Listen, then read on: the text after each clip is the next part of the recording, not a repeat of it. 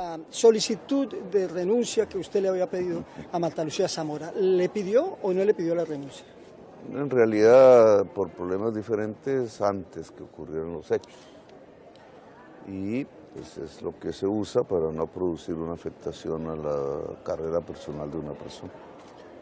En realidad tengo mi distancia sobre la manera como se ha llevado la defensa de la nación en varios temas.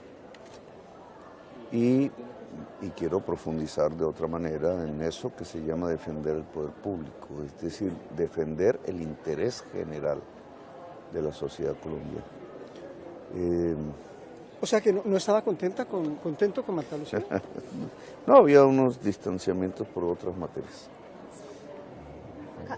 Presidente, ella dice que incluso hubo algún tipo de maltrato del canciller por parte del canciller y que ahí fue donde surgió esto y que a ella la estaban cogiendo como un conejillo de indias para no hacerle finalmente caso a usted, porque usted desde un principio dijo que esa licitación tenía que empezar desde ceros porque solo había un oferente. Yo quiero que exista una investigación penal, porque desde el principio y públicamente, efectivamente, yo pedí que un proceso de esos, con unas cláusulas que en mi opinión predeterminaban un posible ganador, a la postre pues solo hubo un oferente, pues no podía ser. En mi gobierno no. En mi gobierno no se prefabrican licitaciones. Y lo que queremos es que cada vez que hay una licitación haya competencia y se pueda escoger lo mejor en calidad y en precio, no necesariamente consiguen ambas cosas. Eso lo he repetido en varios tipos de licitación.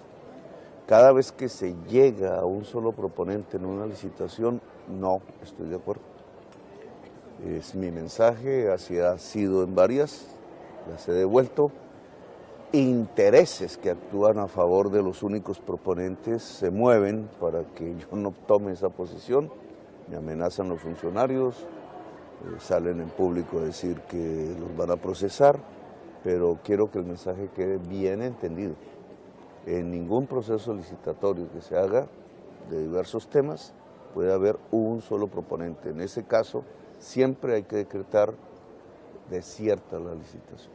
Ella también habla de unos ciertos viajes que hubo en París, incluso funcionarios de la Cancillería e incluso el hijo del canciller, presidente. Pues hay que establecerlo, por eso hablo de una investigación desde el principio.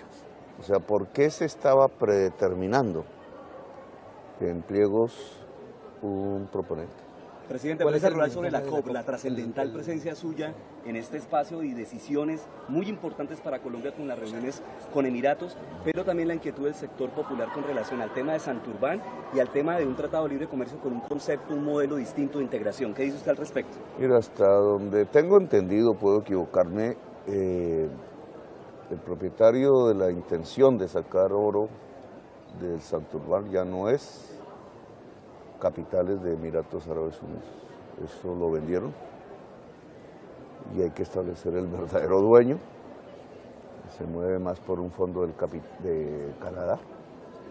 Pero la posición del gobierno respecto a Santurbán es la misma de antes de la campaña electoral, de durante la campaña electoral y de ahora como gobierno elegido. Y es que no va a haber explotación de oro en Santurbán, porque hay que proteger el páramo y fundamentalmente el agua de millones de personas que están al lado y lado del páramo. ¿Cuál es el balance? Ahora, balances. Los balances de estas COP siempre son agridulces. En realidad, la humanidad está fallando en lograr los cambios profundos que hay que hacer para que no se ponga en peligro la existencia, la vida en el planeta y la especie humana. Estamos ya en un sendero de crecimiento de la temperatura de 3 grados centígrados por encima del promedio que había en 1750. Y eso que parece nimio, 3, cuando el mundo estaba esperando la mitad, significa una catástrofe total.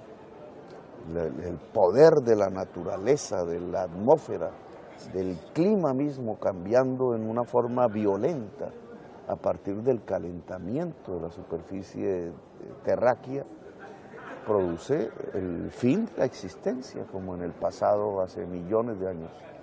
Se habla de la sexta extinción, estamos al borde de ello. Y es producto de un sistema económico, es producto de una manera de producir de la humanidad, sobre todo de su parte más rica, en el norte, y las soluciones entonces tienen que darse ya. Son soluciones profundas a la estructura económica, a las formas de producir, a las formas de la energía que la humanidad en su parte más rica tiene que dar, pero también en su parte más pobre, porque es la que sufre las consecuencias. Temas como la selva amazónica, temas como la transición energética, temas como una economía descarbonizada que cambia el poder en el mundo, temas como, por ejemplo, dejar de consumir petróleo y carbón, pero de manera casi que inmediata. Son los temas propios de los cambios que hay que dar para solucionar la crisis. Presidente, de Colombia llega... adaptación y pérdidas, presidente, justamente. Son elementos financieros, no hablemos de tajadas. Ya. Colombia solamente en su relación bilateral con Emiratos Árabes Unidos ha obtenido muchísimo más, y ya hablaremos de eso con calma, ha obtenido muchísimo más que la pelea por limosnas que se dan alrededor de la crisis climática. La crisis climática vale billones de dólares y lo que se está hoy discutiendo sobre financiación es nimia comparado con lo que hay que hacer. Aquí hemos tenido unos éxitos en el relacionamiento con el mundo árabe. Yo he planteado como estrategia, dadas las circunstancias de la geopolítica mundial, una alianza entre nuestro país y el mundo árabe. Hemos logrado ya un acuerdo de cooperación económica con Emiratos Árabes Unidos, muy importante para Colombia. Vamos a abrir un escenario de discusión para lo mismo con Qatar. Espero ampliar eso a Brunei, a Kuwait, a la Arabia Saudita y a otros países, pero hemos comenzado con un paso muy fuerte y no circunscritos a lo que desde el siglo XIX hacía Colombia, vender sus materias primas, sino a la vanguardia económica del mundo de hoy, del siglo XXI. Estamos hablando de energías limpias, estamos hablando de hidrógeno verde, estamos hablando de inteligencia artificial, estamos hablando de que Colombia logre una alianza con fondos de capital muy poderosos para pasar a ser una vanguardia económica en América del Sur. Presidente, la diferencia volvemos a con Colombia, los anteriores presidente. tratados de libre comercio, que eran No, es que este no es excluyentes. propiamente un tratado de libre comercio. Y hay aquí un cambio de concepción. Libre comercio, pues es que no se le ponga impuestos a las mercancías de uno y otro país. Cuando se hace un acuerdo de libre comercio con un país poderoso, desde el punto de vista productivo, industrial, agrario, pues el país va a sufrir consecuencias en sus ramas de producción industriales y agrarias que no logran competir con ese país, se acaban, como está sucediendo con el Tratado de Libre Comercio con Estados Unidos. Aquí estamos hablando de un acuerdo de desarrollo económico, es decir, de juntar, de hacer una sociedad para producir unos resultados comunes. Eso es diferente. No estamos hablando de comercio de mercancías simples, aunque nosotros ganaríamos mucho en eso, porque usted ve una ciudad rodeada de desierto. La comida, las frutas, las posibilidades de Colombia aquí serían grandes desde ese punto de vista. Pero lo que hemos tratado, y está allí en ese acuerdo, es hablar de salud, hablar de turismo, hablar de energías limpias, hablar de programación e inteligencia artificial. Presidente, 2 masacres en Colombia este domingo y también confirmó el alcalde de Jamundí esta mañana que hay 2 personas muertas, parece que por las disidencias que estaban secuestrados. ¿Tiene usted reportes, ese llamado, pues también ese, digamos? Tenemos la primera información. Colombia tiene, lamentablemente, el mismo número de víctimas que el año pasado en masacres. No se ha podido reducir. El número de víctimas del año pasado es inferior a lo que sucedía en Colombia a principios del siglo XXI, anterior al acuerdo de paz con la FARC. El acuerdo de paz con las FARC en el gobierno de Santos bajó al mínimo las masacres, el número de muertos, y subió lamentablemente con la desactivación de ese acuerdo en el anterior gobierno, y en este momento nos mantenemos en el mismo estado en que lo dejó el gobierno de Duque. Nuestro objetivo es bajarlo de nuevo, y por eso hablamos de nuevo de paz.